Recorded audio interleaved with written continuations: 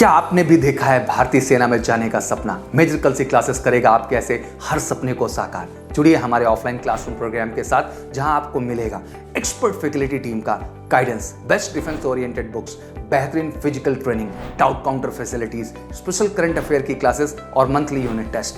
आज ही लीजिए डायरेक्ट एडमिशन और पाएं 2000 का कैशबैक। अधिक जानकारी के लिए हमें कॉल करें 9696330033 पर और विजिट करें www.majorkalsiclasses.com पर। जय हिंद। Hello students, major Kalsi classes YouTube channel पे आप सभी का बहुत बहुत स्वागत है। मैं Ajay Shukla, faculty of English language. Students, आज के इस मॉडल पेपर पे हम एफकैट के मॉडल पेपर के बारे में डिस्कशन करेंगे और देखेंगे कि आखिर किस तरीके से आपके एग्जाम में प्रश्न पूछे जाते हैं। तो उन सभी चीज़ों को हम इसमें इंक्लूड किए हैं जो वास्तव में आपके एग्ज़ाम में पूछे जाते हैं। पूरे क्वेश्चन एग्ज़ाम के पैटर्न के अकॉर्डिंग है, जिस प्रकार से आपके एग्ज़ाम में पूछे जाते हैं हूबहू उसी तरीके के प्रश्नों को इसमें डाला गया है। तो आइए बिना समय को वेस्ट करते हुए शुरू करते हैं। पहला क्वेश्चन स्पॉटिंग एरर से रिलेटेड है। स्पॉटिंग एरर में सेंटेंस 4 पार्ट में डिवाइड होगा और अगर गलती है तो ए बी सी में होगी, क्योंकि चौथा विकल्प होता है नो एरर का। इसका मतलब है कि गलती हो भी सकती है और नहीं भी हो सकती है। तो रीड आउट करते हैं। कह रहे हैं कि although these buildings need repairing there have been much improvement in their appearance. हालांकि इन बिल्डिंग में इंप्रूवमेंट की ज़रूरत है, यानी रिपेयरिंग की ज़रूरत है, लेकिन उनकी अपीयरेंस यानी उनके बनावट में बहुत ज़्यादा इंप्रूवमेंट हुआ है। अब यहाँ पे दीज बिल्डिंग है, नीड प्लूरल फॉर्म में दिया है, यहाँ तक कोई दिक्कत नहीं है। ऑल्दो के साथ या तो येट आता है, अगर येट नहीं आता तो कॉमा का भी प्रयोग कर सकते हैं, तो ये भी दिया गया है यहाँ पर। फिर कह रहा है there have been much improvement in their appearance. अगर आप ध्यान से देखें तो यहाँ पर देयर की कंडीशन लिखी गई है और हमें पता है कि जो देयर एक शब्द होता है वो इंट्रोडक्टरी सब्जेक्ट के रूप में यूज़ किया जाता है। इसका मतलब क्या है कि अगर किसी भी सेंटेंस में हम देयर का यूज़ करते हैं तो इसके साथ जो वर्ब आती है वो एक्चुअल में इसके साथ यूज़ होने वाले नाउन या प्रोनाउन के अनुसार होना चाहिए। यहाँ पे लिखा है मच इंप्रूवमेंट।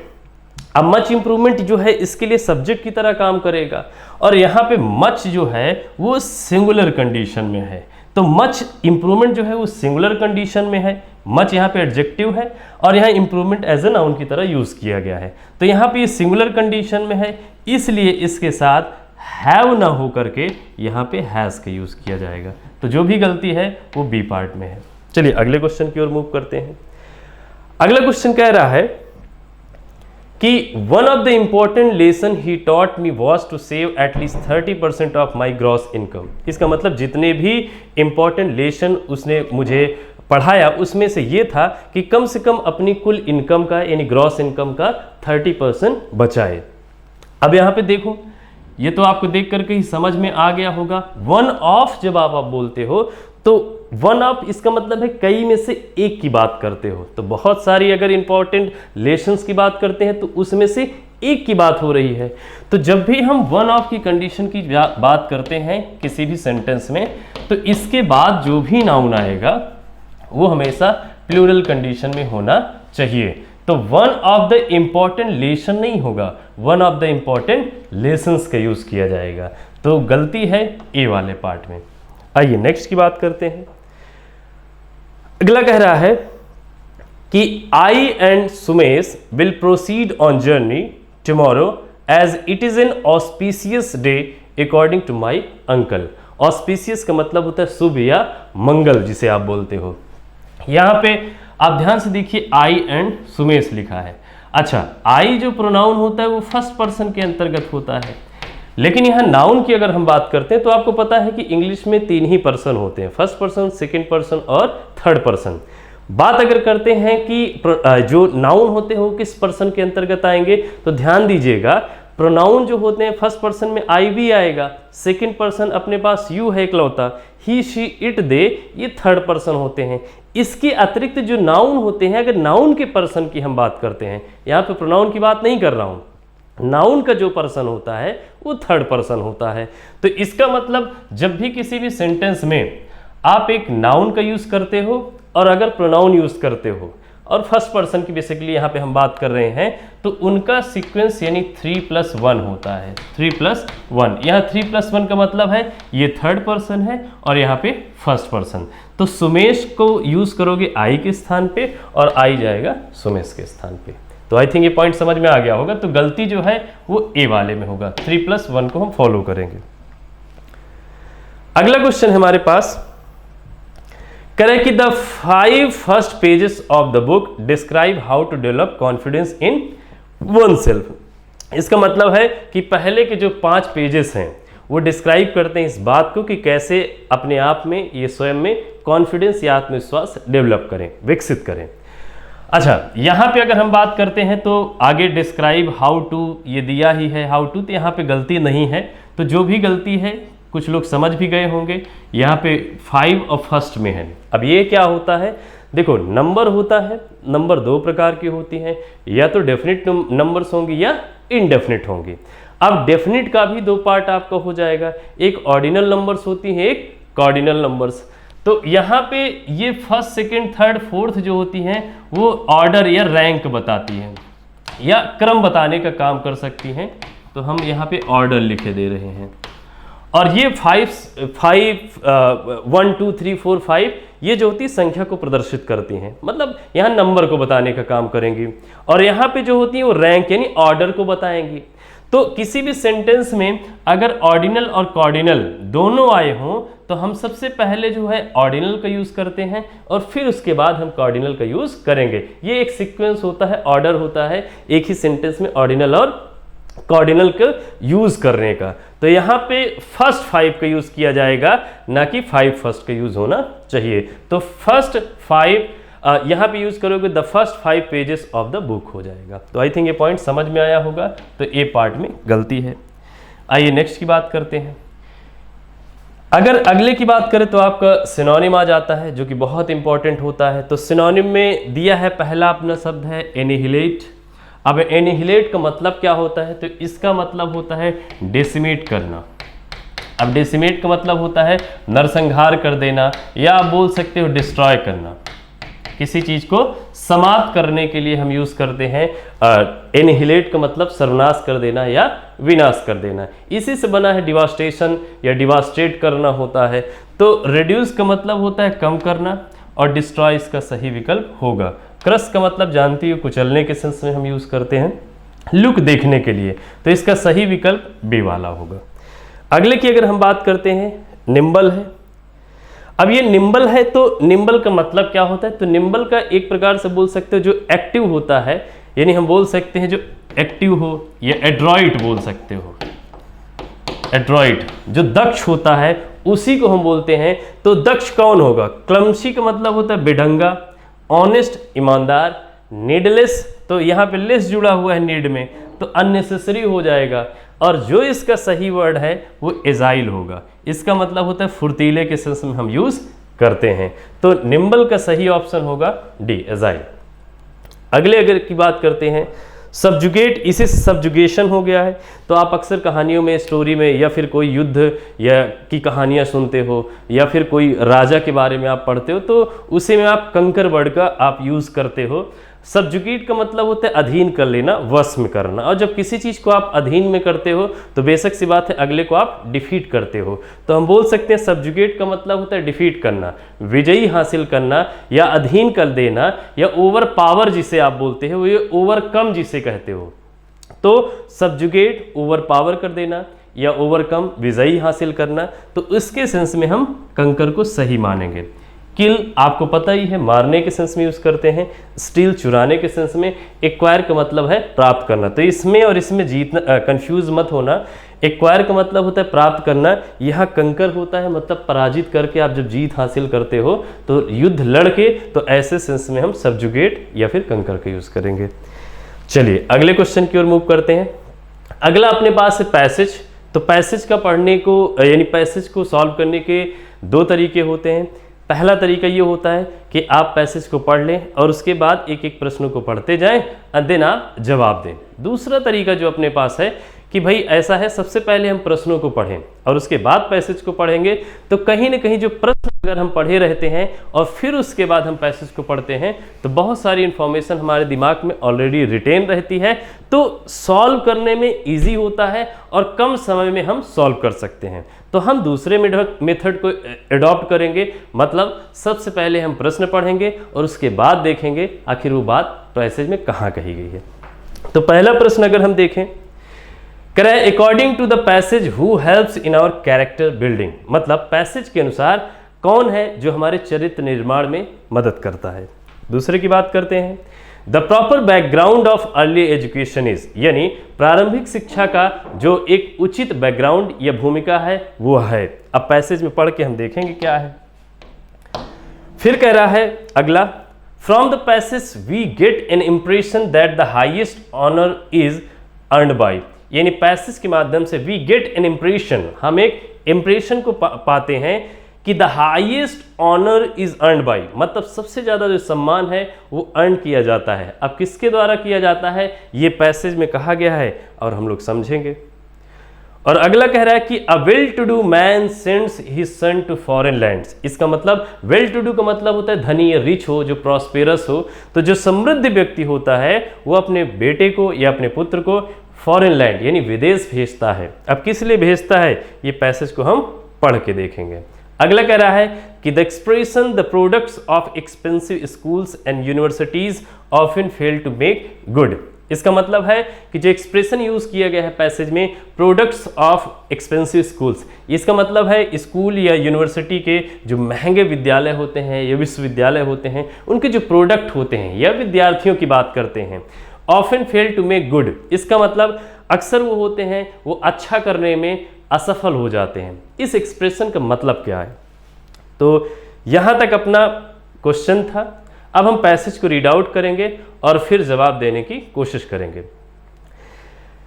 कह रहे हैं कि when we talk of education in our present age, जब हम वर्तमान समय में ये वर्तमान युग में हम शिक्षा के बारे में बात करते हैं, we think largely in terms of schools and colleges, इसका मतलब हम बृहत स्तर पे विद्यालयों और कॉलेजेस यानी स्कूल्स एंड कॉलेजेस के बारे में हम सोचते हैं।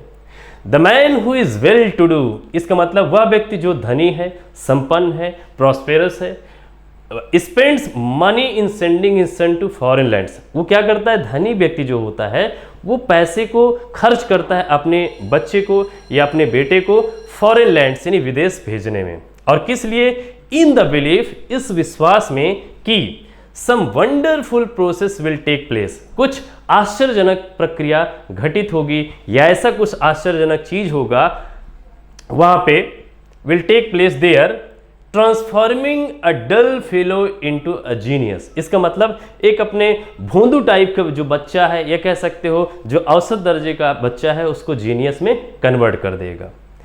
Yet the products of expensive schools, आप देख सकते हो कि एक का आंसर ऊपर ही मिला है, एक का और जवाब मिलने जा रहा है। कह रहा है कि yet the products of expensive schools, यानी जो महंगे महंगे विश्वविद्यालय होते हैं ये स्कूल्स होते हैं, often fail to make good, अच्छा बनाने में असफल हो जाते हैं अक्सर। On the other hand, अगर दूसरी तरफ देखें, the poor man who has struggled against adversity, जो गरीब व्यक्ति है जिसने बहुत संघर्ष किया है यानी विपत्तियां या परिस्थितियों के खिलाफ, जो अनुकूल परिस्थिति नहीं बल्कि प्रतिकूल परिस्थितियों के खिलाफ कड़ी मेहनत किया है, often earns the highest honour, वो अक्सर बहुत बड़ा सम्मान को रिसीव करता है या प्राप्त करता है। एक का जवाब यहां भी मिला है लेकिन हम पहले पढ़ेंगे। द फैक्ट इज दैट, बात यह है कि the true background of early education is home, अगर हम प्रारंभिक शिक्षा की जो वास्तविक अगर हम बैकग्राउंड की बात करें, पृष्ठभूमि की बात करते हैं तो वो घर होता है। द होम, घर, द इन्फ्लुएंस ऑफ मदर, माता का प्रभाव, द इंस्पायरिंग एग्जाम्पल्स, जो प्रेरणादायक जो उदाहरण होते हैं, that are held before the child, जो बच्चे के सामने लिए जाते हैं at an age while he is impressionable, इसका मतलब है जब वो इम्प्रेशनेबल होता है तो उस एज में ये सब सारी चीज़ें जब उसके सामने ली जाती हैं are the true ground work of character. मतलब घर हो, माता का प्रभाव होता है, जो प्रेरणादायक जो उदाहरण होते हैं वो जब अर्ली स्टेज में बच्चे के प्रारंभिक जीवन में या छोटी उम्र में जब वो एग्जाम्पल दिए जाते हैं, उदाहरण दिए जाते हैं, तो वही जो होते हैं वो एक प्रकार से चरित्र निर्माण का मूलभूत तत्व माना जाता है या आधारभूत इकाई होती है। आई थिंक ये पॉइंट समझ में आ गया होगा। तो अब कह रहा है कि according to the passage who helps in our character building. अब कह रहा है चरित्र निर्माण में कौन मदद करेगा। तो कह रहा है अ फॉरेन यूनिवर्सिटी, या एक फॉरेन यूनिवर्सिटी, ये पैसेज में कहा नहीं गया है। A well to do man यानी धनी व्यक्ति होता है, या एग्जाम्पल्स दैट इंस्पायर, या a man who has earn honour. अगर आप ध्यान से देखिए तो अभी लास्ट में ही हमने बात किया था कि inspiring example that are held before the child at an age while he is impressionable are the true ground work of character. इसका मतलब है कि इसमें अगर सही बात किया जाए तो सबसे बेस्ट ऑप्शन हमारे पास कौन सा होगा, इसमें होगा एग्जाम्पल्स दैट इंस्पायर। मतलब कैरेक्टर बिल्डिंग की अगर हम बात करते हैं तो इसमें सी वाला ऑप्शन करेक्ट होगा।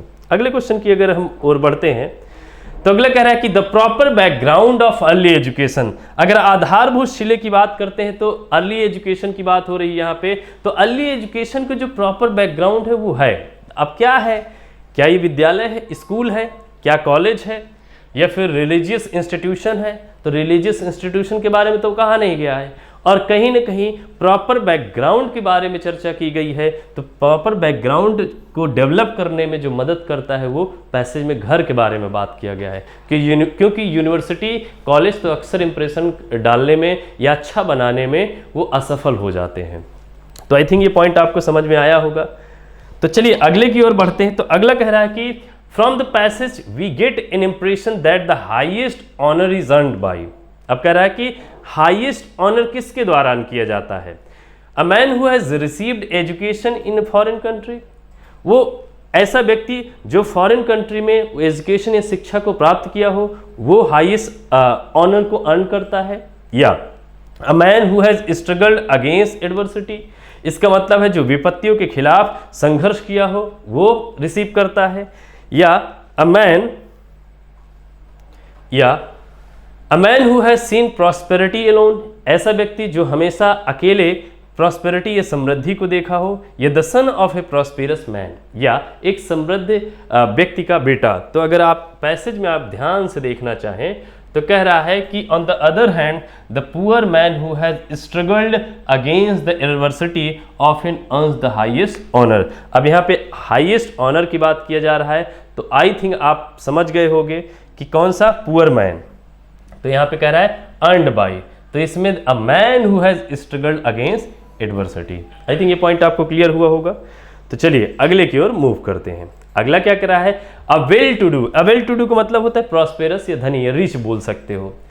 अ well to do man sends his son to foreign lands. अब वो किस लिए भेजता है, अब देखते हैं। पहला कह रहा है कि वो इसलिए भेजता है क्योंकि it is the fashion of the day. इसका मतलब ये आजकल का चलन है, नहीं तो ये बात कही नहीं गई है। In the believe that his dull son will be transformed into genius, वो इस विश्वास में भेजता है कि उसका जो डल सन है वो एक जीनियस में कन्वर्ट हो जाएगा। अगर आप ध्यान से पैराग्राफ को पढ़े होंगे तो यही इसका करेक्ट आंसर है, और ये कहा भी गया है इस विश्वास में भेजता है कि कह रहा है कि in the belief that some wonderful process will take place they are transforming a dull fellow into a genius. तो आई थिंक आप ये पॉइंट समझ गए होंगे कि किस लिए भेजा जाता है। तो भेजा इसीलिए जाता है ताकि his dull son will be transform into a genius, उसका डल सन होगा वो जीनियस में कन्वर्ट हो जाएगा या ट्रांसफॉर्म्ड हो जाएगा। अगला अगर हम बात करते हैं, कह रहा है कि जो एक्सप्रेशन है the products of expensive schools and universities often fail to make good. इसका मतलब है कि जो अच्छे महंगे विद्यालय या विश्वविद्यालय हों उनके जो प्रोडक्ट यानी स्टूडेंट्स हैं वो अक्सर होता है कि वो असफल हो जाते हैं, अच्छा इंप्रेशन या अच्छे नहीं बन पाते हैं। इसका क्या मतलब है, they fail to make a mark in life, they fail to become intelligent, they fail to earn proper living, या they do not earn good reputation। अब अगर सही मायने में बात किया जाए तो इसका पहला वाला ही माना जाएगा। क्यों? क्योंकि they fail to make a mark in life, वो जीवन में कुछ अपना नाम करने में असफल हो जाते हैं, अक्सर यही देखा गया है। इंटेलिजेंट की बात हुई नहीं है, न प्रॉपर लिविंग की बात हुई है, न गुड रेपुटेशन की बात हुई है। तो अच्छे जो महंगे महंगे विद्यालय होते हैं या विश्वविद्यालय हो, उनके बच्चे जो होते हैं अक्सर वो जीवन में कुछ चिन्ह बनाने में या जीवन में कुछ न कुछ करने में असफल हो जाते हैं। अच्छा उदाहरण बनने के लिए अगर हम एंटोनिम की बात करते हैं तो अगला अपने पास एंटोनिम है। एंटोनिम में एक्सोनरेट है। अब एक्सोनरेट की अगर हम बात करते हैं तो एक्सोनरेट का मतलब होता है किसी को फ्री कर देना। अब किस चीज़ से फ्री करना? तो फ्री कर देना दोषमुक्त होता है, यानी चार्ज से, फ्री फ्रॉम चार्जेस। इसका मतलब है किसी को जो आरोप होता है उससे मुक्त करने के सेंस में यूज़ करेंगे तो एक्सोनरेट कहलाता है। फोर्ज का मतलब होता है भट्ठी, भट्ठी आप समझते ही हो। और रिब्यूक का मतलब होता है डांटना या फटकारना। और रिकॉर्ड अपना होता है कीर्तिमान स्थापित करना। और जो एक्यूज होता है, एक्यूज का मतलब होता है आरोप लगाना, जिसको आप इंडिक्ट बोलते हो, इंडिक्शन होता है। या इम्पीचमेंट आप जिससे बोलते हो तो इम्पीच करना, तो आरोप लगाना। तो यहाँ पे एक्सोनरेट का मतलब एक होता है फ्री करना किसी को चार्ज से यानी आरोपों से, और इसी का आरोप लगाना इसका अपोजिट हो जाएगा। तो अगर हम एक्सोनरेट का अपोजिट की बात करेंगे तो इसमें एक्यूज ही करेक्ट माना जाएगा।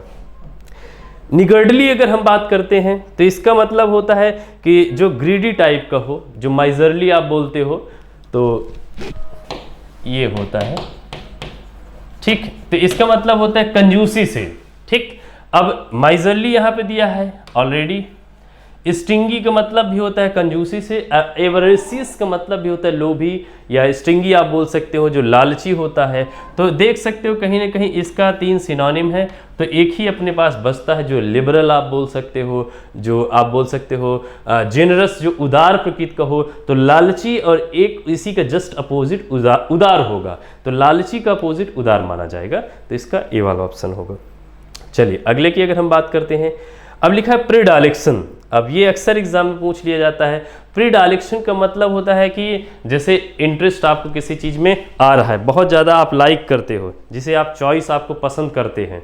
तो इसका मतलब ये होता है कि भाई आप किसी चीज़ को बहुत ज़्यादा एक्सेप्ट करते हो, बहुत ज़्यादा आप पसंद करते हो, या बहुत ज़्यादा आपका झुकाव है उस तरफ। तो इसी को बोलते हैं अभिरुचि या झुकाव, प्रीडायलेक्शन कहलाता है। तो इसका मतलब जो आप पसंद करते हो। एक्सेप्टेंस की अगर हम बात करते हैं तो इसका मतलब स्वीकृति होता है। अट्रैक्शन लगाव के सेंस में यूज़ करोगे। चॉइस पसंद के यूज़ में आप करोगे। तो कहीं ना कहीं ये कुछ मिलते जुलते शब्द लग रहे हैं। तो पसंद का नापसंद होता है, यानी रुचि का, यानी लाइक का डिसलाइक आप जैसे बोलते हो, उसी तरीके से प्रीडायलेक्शन का अगर हम एंटोनिम की बात करें तो अपना डिसलाइक हो जाएगा। चलिए अगले क्वेश्चन की ओर फिर मूव करते हैं। अगला question fill in the blank से रिलेटेड है। तो इसमें सभी टाइप के जो जितने पॉसिबिलिटी बन सकती हैं तो उस तरीके के प्रश्न को डाल दिया गया है, और उन सभी टॉपिक से डाला गया है जो इससे अक्सर आपके एग्जाम में क्वेश्चंस पूछे जाते हैं। तो आप देख सकते हो जो पहला क्वेश्चन है वो फिल इन द ब्लैंक से रिलेटेड है, वो आपका संबंधित है प्रीपोजिशन से। तो अब देखते हैं, कह रहा है कि there is a disturbing nexus. Nexus का मतलब होता है संबंध, यहाँ पर रिलेशन की बात की जा रही है। तो कह रहा है कि there is a disturbing nexus dash politics and sports in India.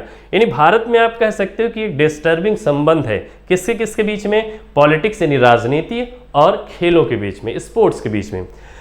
अब देखो एक एक को हम समझने की कोशिश करते हैं। यहाँ पे एमंग है, तो एमंग जब भी यूज़ करते हो 2 से अधिक के लिए यूज़ करते हो। तो 2 से ज़्यादा की बात करेंगे तो हम एमंग को प्रेफर करते हैं।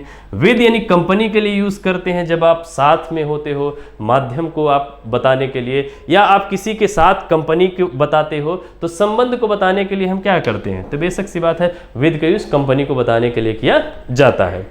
या कोई कार्य किसी टूल्स के माध्यम से भी आप करते हो तो ऐसी स्थिति में विद यूज़ किया जाता है।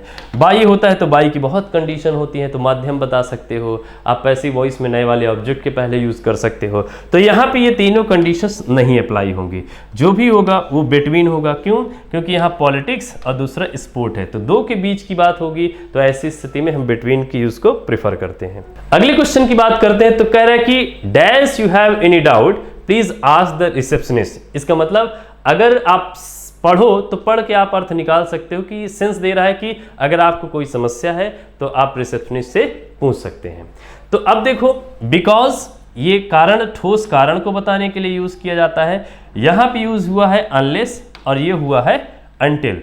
अनटिल का यूज जब भी हम करते हैं तो समय के लिए यूज किया जाता है और अनलेस का यूज कार्य आधारित शर्तों के लिए किया जाता है। बिकॉज का यूज स्ट्रॉन्ग रीजन के लिए होता है और यहाँ पे इनकेस जो होता है वो इफ की तरह काम कर रहा है। तो इनकेस के बदले हम चाहे इफ यूज कर दें या इफ के बदले इनकेस का यूज कर सकते हैं। अगर आप प्रॉपर सेंस देखेंगे तो ए वाला ही इसका करेक्ट आंसर होगा, यानी गिवन ऑप्शंस में सबसे बेस्ट ऑप्शन इनकेस होगा। इसको आप ऐसे ही बोल सकते हो, if you have any doubt please ask the receptionist, या आप ऐसे बोल दीजिए in case you have any doubt. तो आई थिंक ये पॉइंट समझ में आ गया होगा कि कंडीशनल का है ये। चलिए, अब कह रहा है कि hardly had we reach the college dash the bell rang. इसका मतलब है जैसे हम कॉलेज पहुंचे थे त्यों ही बेल बज गई। तो आप कह सकते हो क्विक एक्शन को डिनोट करने के लिए यूज किया गया है और ये कंजंक्शन से रिलेटेड है। तो हार्डली होता है और एक होता है स्कार्सली। तो जब भी हार्डली की हम बात करते हैं तो हार्डली के साथ हम पेयर के रूप में या तो हम व्हेन का यूज करते हैं और आवश्यकता अनुसार हम बिफोर का भी यूज कर सकते हैं। तो ये कंडीशन बनती है। तो एक पॉइंट और समझ लो, हार्डली और स्कैर्सली से रिलेटेड जो कंडीशन होती है, तो कुछ लोग जानते हो एक चैप्टर होता है एडवर्ब। एडवर्ब के अंतर्गत सब टॉपिक होता है इन्वर्जन बोलते हैं। तो जब भी अगर किसी भी सेंटेंस की शुरुआत हार्डली स्कैर्सली जैसे कुछ एक्सप्रेशन से होती है, शब्दों से होती है या एडवर्ब से आप बोल सकते हो होती है, तो ऐसी स्थिति में हम इन्वर्जन का यूज करते हैं। तो ऐसी स्थिति में इन्वर्जन का जब हम यूज करते हैं तो इसका मतलब है कि हेल्पिंग वर्ब जो होती है सेंटेंस में वो इन शब्दों के ठीक बाद यूज की जाती है और मेन वर्ब जो होती है वो सब्जेक्ट के बाद। तो इन्वर्जन में भी दो प्रकार होते हैं, एक पार्शियल होता है, एक कंप्लीट। तो पार्शियल में जो होता है वो हेल्पिंग वर्ब सब्जेक्ट के पहले और मेन वर्ब सब्जेक्ट के बाद। तो यहाँ पे पार्शियल इन्वर्जन अप्लाई होगा। तो ये दो इन्फॉर्मेशन हमने दे दिया कि आपको कभी कुछ कंफ्यूजन हो तो आप समझ जाओ। अब देखो यहाँ पे अगला कह रहा है कि he walked on and found an empty seat to sit. अब देखो इसका मतलब वो टहला या गया, आप कह सकते हो टहला, टहलते टहलते उसने पाया एक एम्प्टी सीट और उसमें बैठ गया, यही आप कहना चाहते हो। तो अपॉन का जब भी आप यूज़ करते हो तो अपॉन में क्या होता है, जब कोई चीज़ जो होती है वो किसी अन्य चीज़ के ऊपर मोशन करते हुए, मूवमेंट करते हुए जाए उसके सतह के ऊपर, तब हम अपॉन को यूज़ करते हैं।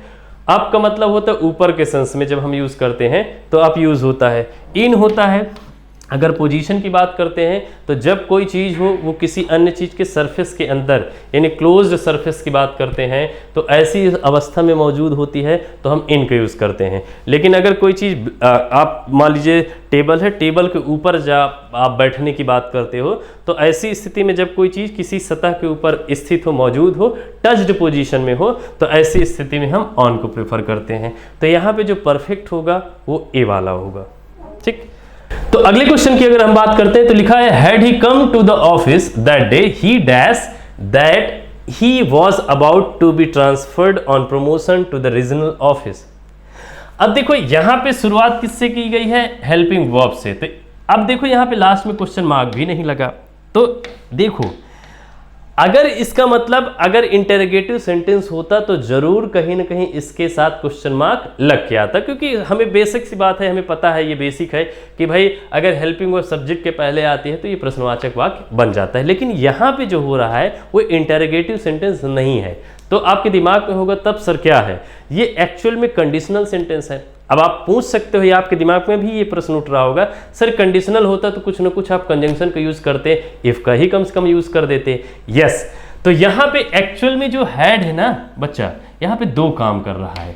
एक तो ये हेल्पिंग वर्ब का काम कर रहा है और दूसरा ये इफ की भी भूमिका अदा कर रहा है। इसका रीजन समझ लो। एक्चुअल में टॉपिक जो होता है एक इन्वर्जन है, तो इन्वर्जन की जो कंडीशन है, यानी पार्शियल इन्वर्जन की जो कंडीशन है, वो आपके इसमें यानी इफ के साथ भी, यानी कंडीशनल सेंटेंस में भी अप्लाई होती है। तो आप जब इफ हटा दो यहां से, तो ये जो है अगर इफ रहा होगा सेंटेंस में तो ये ही के बाद रहा होगा, यानी इफ ही हैड कम रहा होगा। अब जैसे ही आपने इफ को हटाया तो ये जो हैड है वो सब्जेक्ट के पहले आ जाएगा। तो आप देख सकते हैं यहाँ पे हैड ये है सब्जेक्ट के पहले, हेल्पिंग वर्ब की तरह है, और ये कम मेन वर्ब आई है। तो आप ये भी दिमाग में रखना कि कंडीशनल सेंटेंस में भी इन्वर्जन की कंडीशन अप्लाई होती है। तो इसका मतलब यहाँ पे दो काम कर रहा है, ये हेल्पिंग वर्ब का भी काम कर रहा है।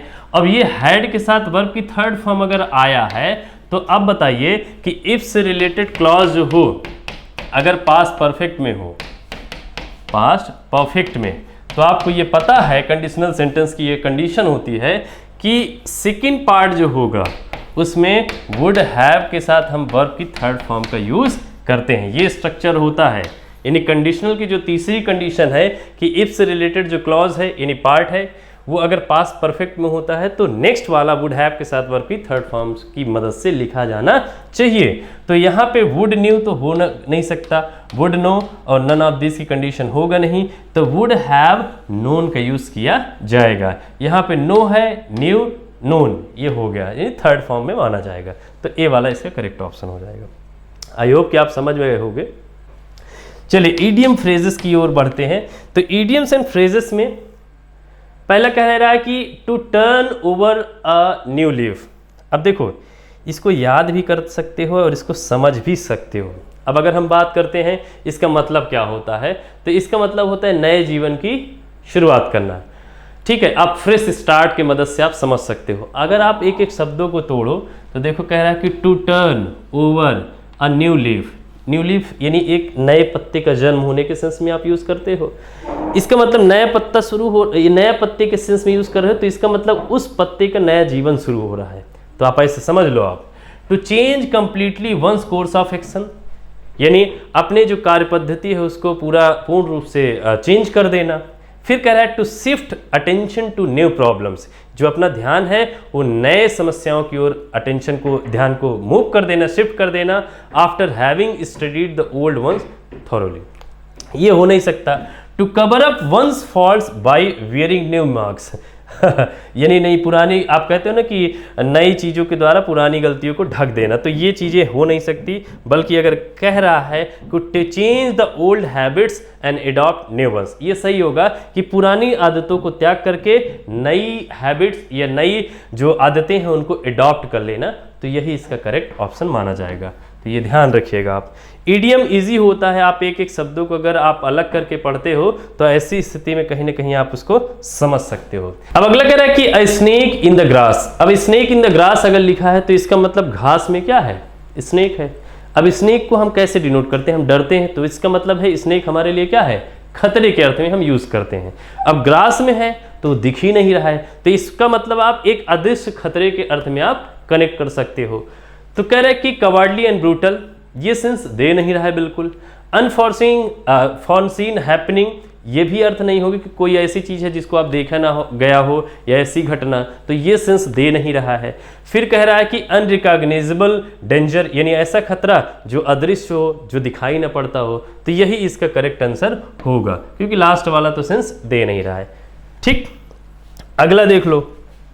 अगला कह रहा है to take a leap in the dark. अब देखो to take a leap in the dark मतलब आप कहते हो अगर आप कूदते हो, छलांग लगाते हो, किसमें, इन द डार्क, अंधेरे में, तो इसका मतलब क्या है कि इसका मतलब ये है कि आप कहते हो अंधेरे में तीर चलाना। अब अंधेरे में तीर चलाने का मतलब क्या है कि हो सकता है आपके एम पे तीर लग भी जाए और नहीं भी, तो इसका मतलब आप उसके रिजल्ट के बारे में, उसके आउटकम के बारे में आप नहीं जानते हो, बस तुक्का लगाने का प्रयास कर रहे हो। तो कह रहा है टू टेक रिस्क भी बिल्कुल नहीं हो सकता है। टू हजार्ड वन सेल्फ, ये भी सेंस नहीं दे रहा है। To do a task secretly या to do a hazardous thing without any idea of the result, यही होगा कि कोई खतरनाक कार्य करना, बिल्कुल उसके रिजल्ट के बारे में कोई आइडिया ना होना, या ना तो जानकारी होना। अगर इसका आप सही प्रॉपर आंसर देखोगे तो डी वाला ही माना जाएगा। चलिए अगले क्वेश्चन की ओर फिर मूव करते हैं। अगला अपने पास क्वेश्चन जो है वो कह रहा है कि to give a false colouring. इसका मतलब है, देखो to give a false colouring, तो फॉल्स कलरिंग का मतलब क्या है, किसी चीज को आप जबरदस्ती उसको सही कर रहे हो। टू गिव अ फॉल्स मतलब झूठा, कलरिंग का मतलब होता है रंग देना या रूप देने के सेंस में आप यूज कर रहे हो। तो इसका मतलब कोई चीज़ जो झूठी है उसको सही बनाने का प्रयास कर रहे हो, या कोई चीज़ जो है तो एग्जैक्ट उसको ना बता करके बल्कि गलत तरीके से आप उसको प्रदर्शित कर रहे हो। तो ऐसे इसका मतलब आप गलत तरीके से रिप्रेजेंटेशन कर रहे हो। तो to give a false colouring का मतलब होगा कि एक गलत तरीके से प्रदर्शित करना, रिप्रेजेंटेशन। तो आप बोलोगे टू मिस रिप्रेजेंट, मतलब गलत प्रदर्शन करना। To submit the false report, गलत रिपोर्ट को जमा करना। टू बी डिसऑनेस्ट या टू कंसील द फैक्ट्स, तो ये बिल्कुल नहीं होगा, बल्कि इसका ए वाला ऑप्शन करेक्ट माना जाएगा। आइए यहाँ पे अपने पास है 25 नंबर क्वेश्चन है, और ये जो अपना रिलेटेड है वो कहीं ना कहीं PQRS से रिलेटेड है। तो इसको भी हम समझ लेते हैं कि rearrangement of words in a sentence की बात हो रही है। तो कह रहा है कि the administration will soon launch. आपको ये पता है कि शुरुआत जो होगी यहाँ से होगी, ठीक। अब देखते हैं कि आखिर कौन सा पार्ट है जिससे शुरुआत होना चाहिए। और आपको पता है कि जम्बल्ड फॉर्म में लिखा गया है, और इसको सही तरीके से आप अरेंज कर दोगे तो ये प्रॉपर मीनिंग देना शुरू कर देगा। अब कह रहे हैं कि the administration will soon launch, और ये तरीका होता है कि जब आप वर्ड्स, आप रीअरेंजमेंट ऑफ वर्ड्स को सॉल्व करते हो तो बस आप ये याद रखा करो कि सेंटेंस में क्या क्या रिक्वायरमेंट होती है। तो सब्जेक्ट वर्ब ऑब्जेक्ट ऐसे ही क्रम होता है, और ऑब्जेक्ट को ढूंढने के लिए हम क्या करते हैं, ऑब्जेक्ट को ढूंढने के लिए हम किसी भी सेंटेंस में अगर मुख्य क्रिया के साथ हिंदी की अगर हम बात करें तो क्या या किसे लगा देंगे तो तुरंत ऑब्जेक्ट अपने आप बाहर आ जाता है। अगर मैं कहूं कि the administration will soon launch, यानी प्रशासन जल्द ही लॉन्च करेगा। अब क्या लॉन्च करेगा, व्हाट। तो देख लो, एंड टू वार्न ट्रेडर्स, क्या ये जवाब मिल रहा है बदले में, नहीं। To educate the people about their rights, नहीं, ये भी नहीं होगा। लॉन्च करने की बात हो रही है। अगेंस्ट यूजिंग फ्रॉडलेंट मीन्स, या फिर अ कंज्यूमर प्रोटेक्शन ड्राइव। अगर आप अर्थ देखोगे तो जो एडमिनिस्ट्रेशन है वो एक कंज्यूमर प्रोटेक्शन ड्राइव को लॉन्च करेगा। अब देख लो, तो शुरुआत किससे होना चाहिए, एस से। तो एस के बाद क्या है, एक ही ऑप्शन है जिसकी शुरुआत एस से हो रही है, लेकिन फिर भी हम अर्थ इसका समझते हैं कि क्या ये वास्तव सही दे रहा है। तो एस के बाद क्यों कह रहा है, तो a consumer protection drive to educate the people, मतलब जो प्रशासन है वो जल्द ही लॉन्च करेगा एक कंज्यूमर प्रोटेक्शन ड्राइव को to educate the people about their rights, यानी लोगों को उनके अधिकारों के बारे में शिक्षित करने के लिए, एंड टू वार्न ट्रेडर्स, और चेतावनी देने के लिए, किसको, जो ट्रेडर्स हैं, जो व्यापारी हैं, किस लिए, अगेंस्ट यूजिंग फ्रॉडलेंट मीन्स, जो धोखाधड़ी के जो माध्यम का प्रयोग करते हैं उसके लिए।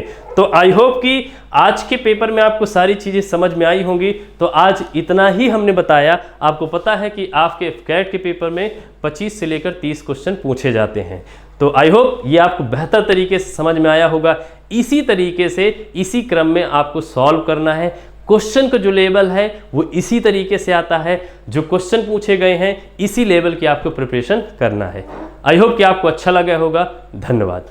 आपकी बेस्ट फ्रेंड किताबें होती हैं जो आपका करियर बनाती हैं और आपके ड्रीम्स को पूरा करती हैं। इसलिए मेजर कल्सी क्लासेस लेकर आया है रक्षा क्षेत्र के सभी परीक्षाओं की संपूर्ण तैयारी के लिए एमकेसी पब्लिकेशन की तरफ से बेस्ट स्टडी मटेरियल, जो कि सेना द्वारा प्रेस्क्राइब्ड लेटेस्ट पैटर्न पर आधारित हैं, जिसमें आपको मिलेगा आसान भाषा में explanation, chapter wise question paper और ढेर सारे क्वेश्चन के कलेक्शंस, ढेर सारे शॉर्टकट और ट्रिक के साथ साथ क्वेश्चन को इजी, मीडियम और हार्ड लेवल में बांटा गया है। लास्ट 5 ईयर के क्वेश्चन को चैप्टर और टॉपिक वाइज मेंशन किया गया है, जो कि आपके 100% सफलता को सुनिश्चित करेंगे। तो देर किस बात की, तो आज ही ऑर्डर कीजिए अपनी डिफेंस प्रिपरेशन की बुक dlp.majorkulsiclasses.com से और कॉल कीजिए 9696330033 पर।